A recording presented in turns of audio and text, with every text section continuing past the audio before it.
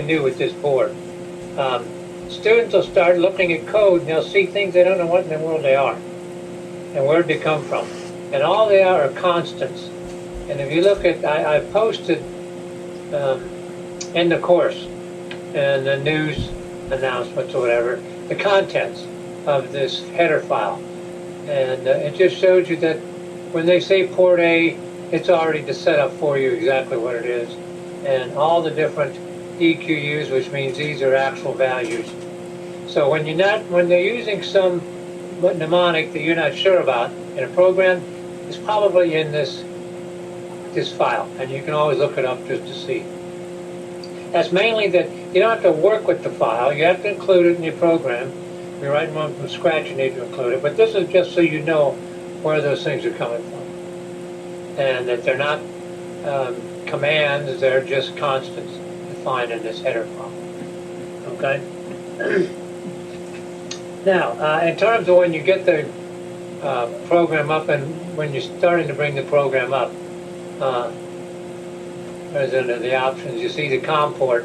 If you have to set the COM port in here to match the one in your computer, like for example, if your computer sets 4 and this you open up was 2, make sure you set it to 4, close the assembler and open it up. The assembler is a nice program, it's pretty stupid.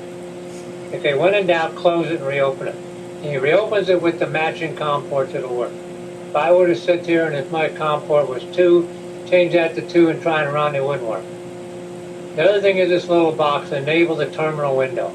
Make sure that's clicked so you can see the terminal window down here, the assembler. Okay? Another thing that's a little further along, but the textbook, you got the textbook, right? Appendix A. When you start breaking down code and writing mnemonics, use Appendix A. Appendix A is your friend. You will like Appendix A and you get used to it. This course is fun, this course is tedious in a sense because you're programming a microprocessor. But make sure you get familiar with Appendix A and how the commands are written out.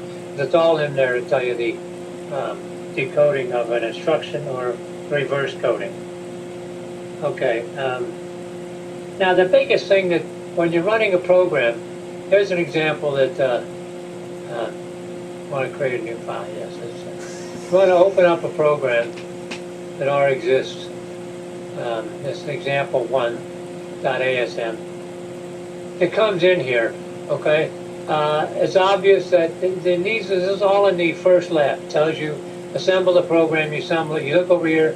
Make sure you assemble with no errors. You notice everything starts in column 1.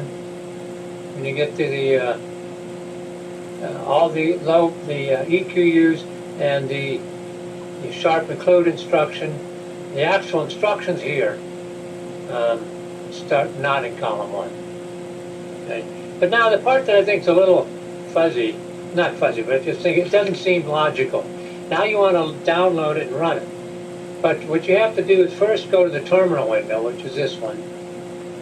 Reset the board. Hit the button on the board, the reset button. Come on. You shouldn't do this in real time.